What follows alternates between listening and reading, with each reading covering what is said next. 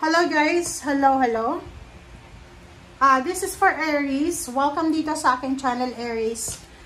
Alamin natin kung anong messages, vibration, gabay, energy para sa inyong lahat. This is general reading. So, I hope na makaresonate ka. Please like, share, and subscribe kung bago ka. Okay. Dun sa mga dati kong subscribers, thank you sa inyo lahat guys. Aries. First card natin. Reverse na gratitude. Bakit ganon? Ba't reverse? OMG. Be grateful. Memories. Wow. Okay, gratitude tayo, Aries. Ang gratitude card na to, sinasabi ng bara sa'yo na life is one big continuous circle of giving and receiving energy. Kumbaga yun, tama to, yung baraha mo, na ang buhay ng tao, ang buhay natin, is parang, continuous, malaking, parang opportunity to para sa atin na mambuhay dito sa mundo. Okay? And circle siya, cycle siya, na hindi lahat pare-pareho. Hindi lahat ng araw masaya, hindi lahat ng araw malungkot. And the circle of giving and receiving energy. Ganun ganun nabubuhay tayo.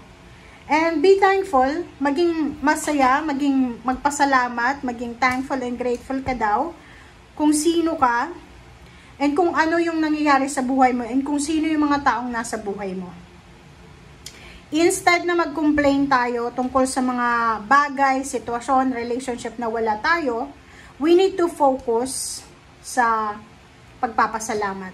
Okay? Kasi pag palagi tayong nagrereklamo, nagko-complain, puro talaga kamalasan yung darating sa buhay nyo. Pero kung nagpapasalamat tayo palagi, marami tayong ma-attract na prosperity and abundance. Okay? Proven and tested yan, diba guys? Pag sobra tayong nagre-reklamo, yun, tuloy-tuloy pa rin na mas lalong minamalas. Pero pag ginayaan lang natin, maging grateful kahit maraming problema, napansin mo, bigla na lang natapos yung problema.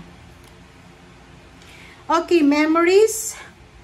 Your memories are like diamonds in the treasure chest of your spirit. More and more memories are rising within you. Remember the happier moments with your loved ones who are here in the spirit world. Wow. So, or maybe for neither time or nor distance can stop them. Parang, ang nakikita ko sir dito, Aries, simula ngayong August 8, wait lang guys, mayroong okay, simula ngayong August 8, nakikita ko sir dito na parang bigla kang magre-reminisce, parang biglang may papasok sa isip mo, mga masasayang oras kasama yung mga mahal mo sa buhay na wala na dito sa mundo, or yung mga taong nandito sa buhay pa rin sila, pero maganda yung ginawa nilang para sa'yo. Maganda yung memories lalo na yung mga taong tinulungan ka, yung mga taong naging mabuti sa'yo. So, nakikita ko sir dito, meron kang grudges and resentments. Okay, so, kaya lumabas yung gratitude kasi, kailangan mong maging better. Huwag kang maging bitter sa kung ano yung mga bagay. Yun nga sinasabi na, kailangan mong be thankful for who you are and what's in your life instead of complaining. So, halimbawa, naalala mo yung kapatid mo na sobrang maganda yung naging memories nyo, tinulungan ka, yung mga anak mo.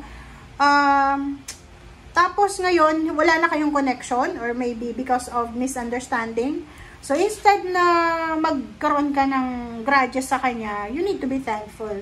Okay? Kasi minsan, aminado tayo yun pag may isang ginawa sa atin or maybe humingi tayo ng pabor and then hindi binigay sa atin, because of pain and heartaches and resentment, hindi na natin naaalala yung 10 beses na tinulong nila sa atin. Diba?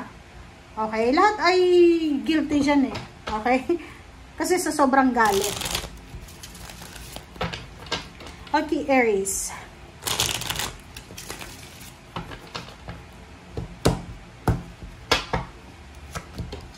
Okay. The Moon. Okay.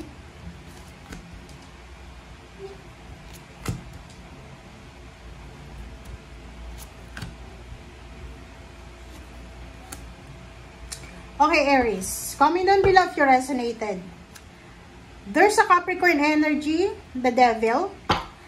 Sinasabi ng baraha sa'yo dito na meron ditong Ace of Wands and Zero the Fool.